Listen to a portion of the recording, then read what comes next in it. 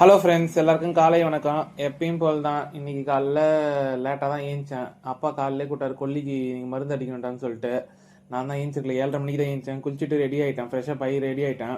கம்பெனிக்கு இன்னைக்கு வந்து ஒரு செக்குடு ஷர்ட்டு தான். இந்த ஷர்ட் வந்து பாண்டியில் எடுத்தேன், ராம் சில்க்ஸில். நல்லா இருக்குதுன்னு சொல்லுங்க மக்களே. அப்பாவும் சரி கொல்லிக்கு போயிட்டு மருந்து அடிச்சுட்டு வந்துட்டாங்க. வீட்டுக்கு வந்த உடனே இன்னைக்கு புது மிஷின் வாங்கியிருந்தோம்ல, அந்த புது மிஷின் வந்து நல்லா அடிச்சுதான்னு கேட்டேன். அப்பாவும் நல்லா சூப்பராக அடிச்சுதுப்பா, அது ரொம்ப மருந்துலாம் நல்லா பரவலாக பட்டு அப்படின்னு சொல்லிட்டு சொல்லியிருந்தாங்க. மருந்து புது டேங்க் வாங்கிட்டோம், 6000 ரூபா இது மொத்தமாக. பரவாயில்ல, காசுக்கு ஏற்ற அந்த மிஷினு உழைக்கும். இது எதனா ஒரு பிரச்சனைனா கூட நம்ம அதை பார்த்துக்கலாம் அந்த மிஷினு.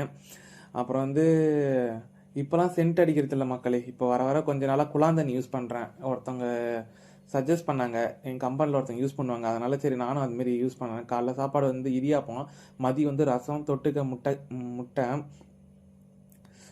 இடியாப்பம் காலைல செம டேஸ்ட்டு, தேங்காய் பால் கூட. ரொம்ப நாள் உடம்பு சரியில்லாமல் இருந்தது, அதனால சரி தேங்காய் பாலும் கொஞ்சம் காரம் கம்மியாக சாப்பிடுன்னு சொல்லிட்டு நானும் சாப்பிட்டேன்.